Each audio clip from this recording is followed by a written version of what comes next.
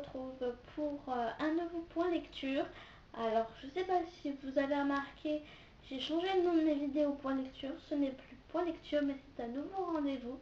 Enfin ce sera toujours le même mais c'est pas le même nom. Ce sera ce que j'ai lu pour vous. Alors j'espère que ce nouveau titre de rendez-vous vous plaît. C'est le seul que j'ai pu trouver qui ne figurait pas parmi les rendez-vous qui étaient déjà pris sur YouTube et sur la blogo. Et puis je trouvais que c'était très original, donc j'avais pas envie de faire de ces lundis que des évos, parce que de toute façon mes vidéos sont pas forcément toujours hebdomadaires et pas toujours le même jour. Donc je me suis dit pourquoi pas. Donc voilà, je vais certainement faire 3 vidéos les unes à la suite des autres, donc je serai toujours habillée pareil. Ne vous inquiétez pas, c'est pas que j'ai fait des vidéos 3 jours de suite sans me laver et sans me changer d'habit. C'est tout simplement parce que je les aurais fait à la suite. Parce que j'ai tout simplement énormément de retard dans mes chroniques. Donc voilà. Alors je vais vous parler d'une lecture que j'ai faite, enfin de plusieurs lectures que j'ai faites suite au week-end 2000 que j'ai fait, le dernier de 2013. Qui était mois de novembre ou décembre. Ah, je sais plus. Enfin bref, de toute façon, vous retrouvez ma vidéo par rapport à ce week-end à 1000, j'en parle. La toute dernière, le tout dernier challenge, week-end à 1000 pour 2013, j'ai eu pour but, enfin je me suis fixé pour but de lire les 3 premiers tomes de Vampire Academy de Richelle Mead. Et bon, je ne suis pas arrivée au but que je me suis fixé, mais bon, bref. Et donc, je n'avais toujours pas chroniqué ces livres, donc je le fais de ce pas. Donc, Vampire Academy, tome 1, Sœur de sang, de Richelle Mille. Et ce livre-là est aux éditions Françoise Vierge. J'ai les autres tomes qui ne sont pas la même édition, mais tout simplement parce que ce premier tome, je l'avais déjà, et quand j'ai demandé à mon amie Jenny de m'envoyer les autres parce qu'elle voulait s'en débarrasser. Enfin, elle avait dit qu'elle voulait les mettre dans une brocante, mais j'ai dit non, non, non. J'ai commencé à acheter le premier tome, le reste m'intéresse. Est-ce que tu peux m'envoyer le reste de la saga? Mais, en les recevant, je me suis aperçue qu'ils n'étaient pas de la même édition. Mais bon, je vais rectifier le tir, ne vous inquiétez pas. Bref, passons. Donc ça raconte quoi?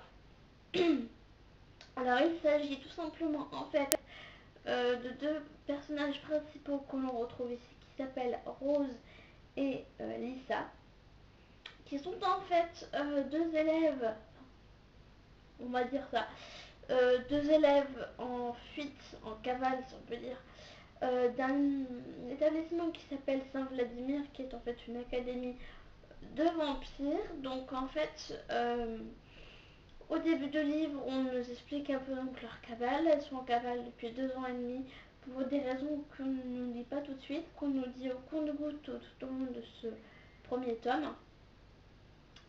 Et en fait, il y a Rose qui est donc la narratrice qui nous explique un petit peu les différentes castes, espèces, races, appelez ça comme vous voulez, de vampires qui existent donc dans cette saga. Donc en fait le monde est divisé en plusieurs... Enfin, en fait il y a le monde réel, notre monde à nous, et en fait il y a leur monde à eux qui divise en fait les individus en 3 castes différentes. Et il y a la caste dont appartient Rose, qui est la race des vampires, qui est en fait mi-humaine, mi-vampire. Et donc bah, elle est gentille, je vous expliquerai son rôle plus tard. Il y a Lisa. Lisa est une morogne, donc en fait c'est un vampire. Elle a de sang royal, il y a des moreuils qui ne sont pas de sang royaux, qui ne sont pas de sang royal, mais elle fait partie d'une famille royale. Elle s'appelle en réalité Vasilisa Dragomir. Ça vous rappelle rien Dragomir? Moi ça m'a fait tout de suite bizarre, mais bon bref. Une moreuil de sang royal. Donc elle a besoin de sang pour vivre, mais les moreuils en fait ne tuent pas. C'est des gentils vampires entre guillemets. Et il y a la 3e catégorie de vampires qui sont les Strigoi. Les Strigoi c'est les méchants hein, pour simplifier. ils appellent ça des non-morts ou des morts vivants, qui eux tuent sans vergogne. Donc on retrouve ces deux héros qui sont en cavale depuis 2 ans et de cette école Saint-Vladimir qui est dans le Montana. Et en fait elles sont vite retrouvées et ramenées à Saint-Vladimir par des gardes du corps, par des gardiens. Parce qu'effectivement, Rose en fait a pour but, pour mission, depuis enfin, pas depuis sa naissance, mais bon, bref, depuis petite, on la destine en fait à un rôle bien particulier qui est celui de gardienne de Lisa, qui est donc gardienne des Moroi. Les vampires en fait ont pour mission d'être des gardiens, donc ils sont formés, etc. pendant plusieurs années et depuis tout jeune. Et en fait, au-delà de ce rôle qu'a Rose envers Lisa, il y a ce lien particulier d'amitié. Elles sont toutes les deux meilleures amies, enfin très très liées.